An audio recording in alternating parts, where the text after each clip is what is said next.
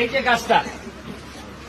গাছটা আপনারা নেওয়ার সাথে সাথে হাতে করে নিবেন, নিয়ে বাসায় নিয়ে একটা বালতির মধ্যে ডুবাবেন বা একটা পুকুরে ঢুকাইলেন, দেখবেন বুট বুট বুট বুট বুট করবো, মানে পানি খাইতে থাকবো। এটা বুট বুট করা যখন শেষ হইব, পানি পুরা খাইয়ে যাইব, তখন আপনারা বাসার কোন একটা জায়গায় এইভাবে ছায়ার মধ্যে এটা ফেলে রেখে দিবেন বা 72 ঘন্টা রাখবেন, 3 দিন বা 2 দিন রাখেন। আপনারা 2 দিন এইভাবে ফেলে রেখে দিবেন ছায়ার মধ্যে।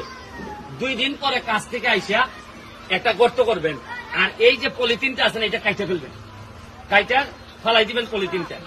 এরপরে একটা গর্তের মধ্যে ঢুকাবেন, এই জায়গা পর্যন্ত মাটি দিবেন, বেশি আবার এখান পর্যন্ত দিবেন না, তাহলে আবার মরে যাবো। কোন জায়গা পর্যন্ত মাটি দিবেন? এই জায়গা পর্যন্ত এই লেভেলে মাটি দিবেন, দিয়া গর্তের মধ্যে ঢুকাইয়া লাস্টে যাতে ঝরে না পড়ে এই জন্য একটা লাঠি দিয়া বেঁধে দিবেন। আর প্রথম দিকে দেখেন লাগাইলে এই জায়গাটা যদি